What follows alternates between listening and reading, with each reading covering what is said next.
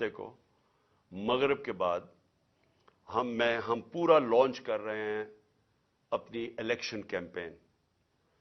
ہر district کے اندر میں اپنی کارکنوں کو، تحریک انصاف کے عہدیداروں کو آج بتا رہا ہوں کہ ہر ڈسٹرکٹ میں آپ نے نکلنا ہے، کارنرز میٹنگ کرنی ہے، ایک جلسہ کرنا ہے، اور ادھر میں آپ سب کو اپنی یہاں سے خطاب کروں گا.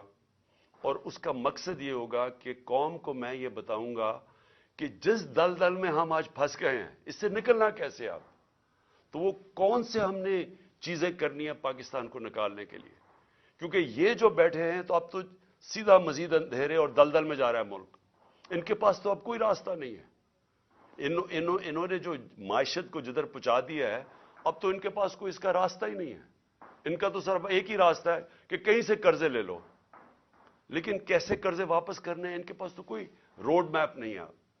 اور نہ باہر کی کوئی بھی سرمایہ کار یا فورن انویسٹرز، نہ ان کا کوئی اعتماد رہ گیا ان پہ، نہ اندر سے کسی کا رہ گیا.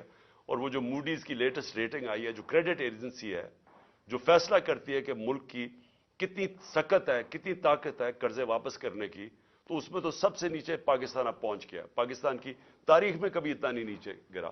تو باہر سے نہ کسی نے کوئی پیسہ لگانا ہے پاکستان میں، نہ اندر سے. تو ان کے پاس تو اب ایک بند گلی میں پہنچ گئے ہیں، پاکستان کو پہنچا دیا ہے. تو انشاءاللہ ہفتے کی رات کو میں آپ کے سامنے ایک روڈ میپ رکھوں گا، کیونکہ الیکشن اب ہم اپنی کیمپین اناؤنس کرتے ہوئے آپ سب کو بتائیں گے کہ ہم نے اب کرنا کیا آگے، ہم نے کیسے کون سے وہ قدم اٹھانے ہیں جو انشاءاللہ پاکستان کو اس مشکل مرحلے سے نکالے گا. ہوا ہے. اور کاش کہ یہ پہلے ہو جاتا تو آج پاکستان ایک وہ ملک ہوتا جو ایک خوشحال ترین ملک ہوتا.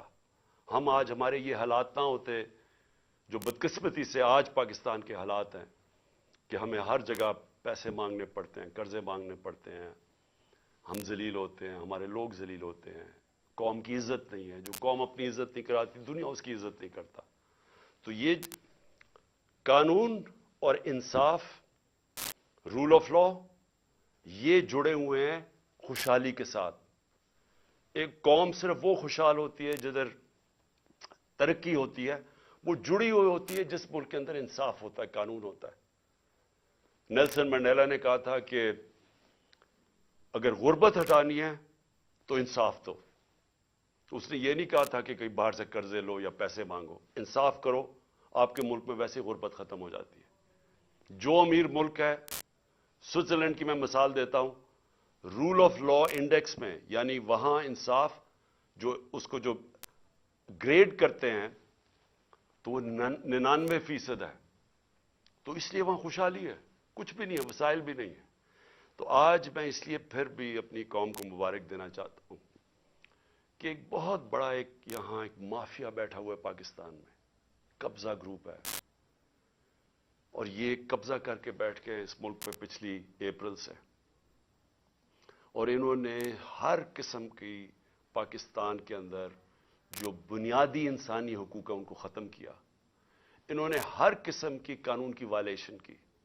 انہوں نے وہ کام کیے جو کسی جمہوریت میں نہیں ہو سکتے، کہ وہ لوگ پہلے اقتدار میں آتے ہیں ایک آکشن کے ذریعے، الیکشن کے ذریعے نہیں، عوام کا مینڈیٹ لے کے نہیں آتے، پیسے خرچ کر کے، حرام کے پیسے سے لوگوں کو خرید کے ایک سازش کے تحت، اور بیرونی سازش ساتھ ملوائی انہوں نے اپنے ساتھ. پہلے ہم سمجھتے تھے کہ باہر سے سازش ہوئی ہے، انہوں نے ساتھ ملائی. یہاں کے جو میر صادق تھے، انہوں نے غداری کی. انہوں نے باہر سے قوتوں کو اپنے ساتھ ملا کے یہ سازش کی گورنمنٹ گرانے کی. اور اس کے نتیجے میں وہ لوگ آئے جنہوں نے وہ کام کیا ہے جو کسی جمہوریت میں ہو ہی نہیں سکتا. اپنے اربوں روپے، 1100 ارب روپے کے انہوں نے کیس معاف کروائے، صرف قانون بدل کے، پارلیمنٹ میں بیٹھ کے نیب کی امینڈمنٹ چینج کر کے 1100 ارب روپے کا فائدہ کروایا اپنے آپ کو. تو آج میں، اور پھر انہوں نے پوری کوشش کی کہ کسی نہ کسی طرح یہ اقتدار میں رہے، اور ہر وہ کوشش کی کہ کسی طرح عوام کی رائے نہ آئے. جو بھی بائی الیکشن ہوئے، اور اللہ کا کرم ہے کہ 30 बाई इलेक्शन जीती है तहरीक इंसाफ 37 बाई इलेक्शन में से, जब से हमारी गवर्नमेंट गई है। तो इसलिए डरते हैं इलेक्शन से, और इलेक्शन से बचने के लिए इन्होंने हर कोशिश की, और ये पूरी कोशिश की कि जब 90 दिन के अंदर वाज़ेह था, आइन के अंदर वाज़ेह था कि 90 दिन से ज्यादा, जब असेंबली डिसॉल्व की हमने, कुर्बान की अपनी दोनों असेंबलीज, तो जब यह वाज़ेह था कि 90 दिन के आगे नहीं जा सकता इलेक्शन, तो इन्होंने पूरी कोशिश की, गवर्नर्स को साथ मिलाया, इन्होंने हर कोशिश की कि किसी तरह यह इलेक्शन ना हो। और सुप्रीम कोर्ट ने जब आज फैसला किया, तो मैं पहले तो सुप्रीम कोर्ट को यह कहना चाहता हूं कि कौम आपके साथ खड़ी है। कौम इस मुल्क में तरसी हुई है इंसाफ के लिए, रूल ऑफ लॉ के लिए, और मैं आपको यकीन दिलाता हूं कि ये 99 नहीं है, 98-99 में जब इसने, इसी नून लीग ने एक सुप्रीम कोर्ट के चीफ जस्टिस को डंडों से अटैक किया और भगवाया वहां से, और फिर पैसे दिए, वही रफीक ताड़ड़, वो पैसे लेके ब्रीफ केस लेके गया और कोयटा बेंच खरीदे, और वो चीफ जस्टिस जो सब आज तक सब सजाद अली शाह को समझते हैं कि वो एक ईमानदार, दयानतदार चीफ जस्टिस था, उसको सुप्रीम कोर्ट से इन्होंने हटवाया, इन्होंने जुडिशरी को तकसीम किया। और आज मैं ये देख रहा हूं, लॉ मिनिस्टर ने जो स्टेटमेंट दी है, शर्मनाक है। फिर से जुडिशरी को तकसीम करने की कोशिश की, जबकि 5 मेंबर बेंच ने सबने एक ही चीज कही कि 90 दिन से आगे नहीं जा सकता, 90 दिन के अंदर इलेक्शन होंगे। 5 ने ये कहा, और उन्होंने 2 ने नहीं इत्तेफाक किया, लेकिन इस चीज के ऊपर तो 5 मुत्तफिक थे कि 90 दिन के अंदर इलेक्शन करवाने। और मैं ये जो लॉ मिनिस्टर की जो कोशिश है, और नून लीग की हमेशा ये कोशिश रही है कि ये इंसाफ से भागते हैं, ये आजाद अदलिया को कभी नहीं चाहेंगे, क्योंकि ये सारे इदारों को कंट्रोल करके ही गैर कानूनी चीज कर सकते हैं।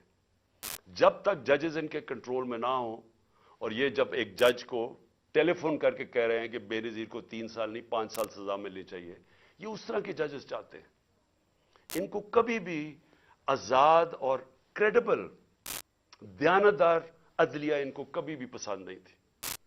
और ये आज हैरत यह है कि सुप्रीम कोर्ट का फैसला आ गया, लेकिन एक फिजा मुल्क में बनी हुई है कि फिर भी शायद 90 दिन में इलेक्शन ना हो।